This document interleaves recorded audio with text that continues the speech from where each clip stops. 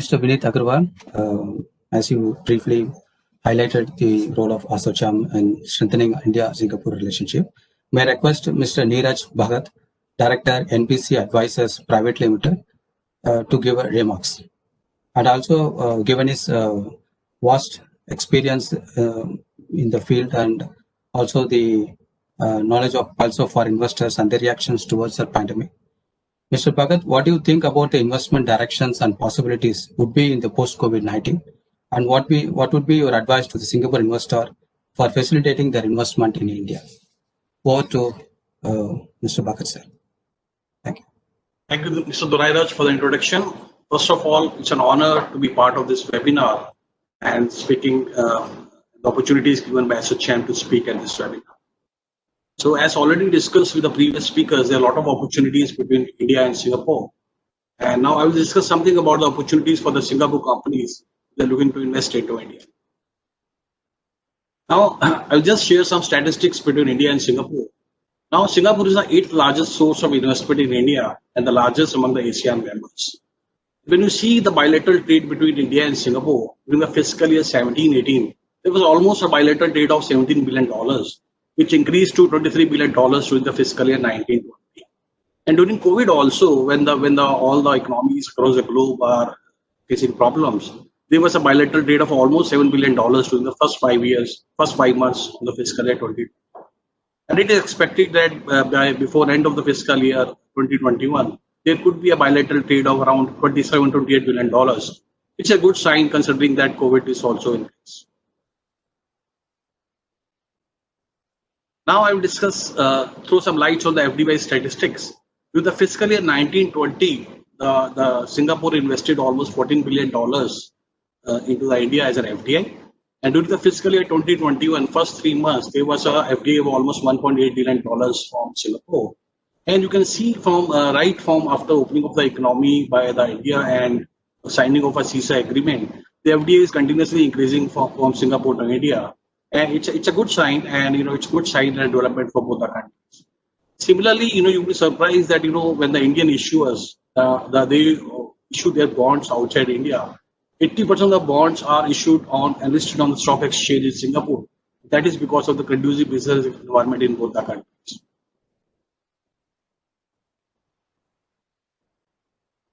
Now, when it comes to investment into India, there are a lot of Singapore companies which have already invested in India.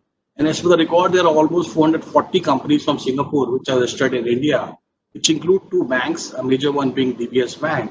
Also, there's an Enterprise Singapore Economic Development Board and the Singapore Tourism Board, which all have their offices in India. When it comes to air travel between Singapore and India, so almost all the 18 Indian cities have been connected by 8 airlines. There are almost 616 weekly flights by Indian and the Singapore Airlines. Similarly, the Singapore Airlines holds a joint venture with Tata Group by the name of Vistara, wherein the 14% stake is held by the Singapore Airlines and the 51% is held by the Tata and the other companies. Now, India is pushing for an infrastructural opportunity, infrastructure push, and also Make in India. A lot of companies from across the globe, they are coming to India, investing into infrastructure. The Singapore companies are no exception to that. Just to name a few, the Temasek Holding, which is a Singapore government fund, has invested $400 million in National Infrastructure Fund of India in 2018. Similarly, a lot of Singapore companies are developing Amaravati, which is a new capital city of Andhra Pradesh. Just to give a brief background, Andhra Pradesh and Telangana were one state, and they were segregated into 2 separate states. And Hyderabad, which is our current capital of Telangana, used to be capital of Andhra Pradesh. Due to this bifurcation, the Hyderabad went to Telangana, and Amaravati is being developed as a new capital of Andhra Pradesh, which is being developed by the Singapore companies. Similarly, the Singapore has invested in projects to upgrade India's ports, airports. They are developing information technology parks and a special economic zone also.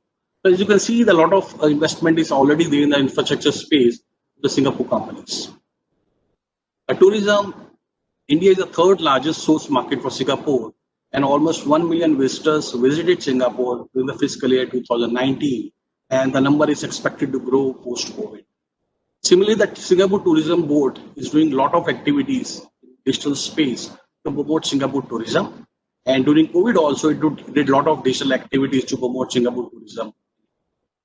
Similarly, to lure more Indian travelers to visit Singapore and to attract Singaporeans to come to India, the Singapore Tourism is also organizing an 8-city tour of Indian cities, which will promote the culture and promote the economy and promote the business relationships between the two countries.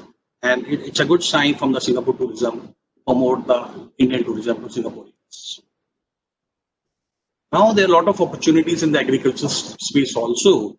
You can see that there are almost 15 major climates which exist in India, and also the 46 of the 60 soil types are available in India also, which is a conducive environment for any country to have an agriculture as a main base. So India holds a good space for agriculture. It's a good opportunity for the Singapore companies to invest into agriculture infrastructure in India.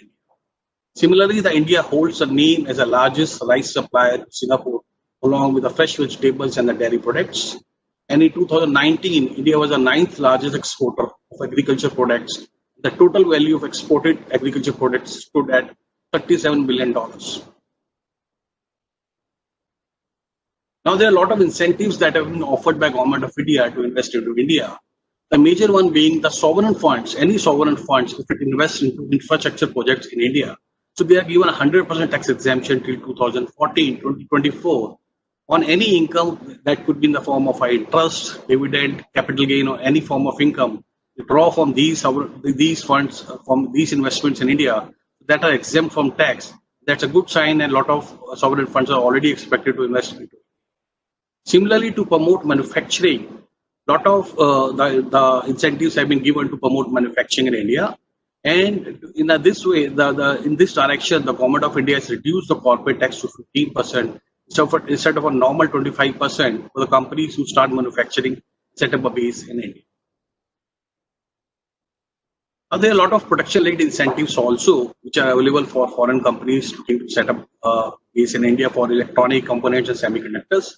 Just to give a brief background, a lot of Chinese and the South Korean companies, they have set up mobile manufacturing plants in India. And slowly and steadily, India is becoming a mobile manufacturing hub, which caters to the Indian demand as well as the foreign export demand of the world economies. And to cater to this, so a lot of raw material which is being procured from outside India, the government is giving an incentive wherein the companies, if they set up the base in electronic components and semiconductor, the government will give a relief or an incentive of 25% of the capital expenditure that is spent on these sectors to promote the raw material and the component manufacturing. Similarly, there is a production-linked incentive scheme. Now, with the base year of 19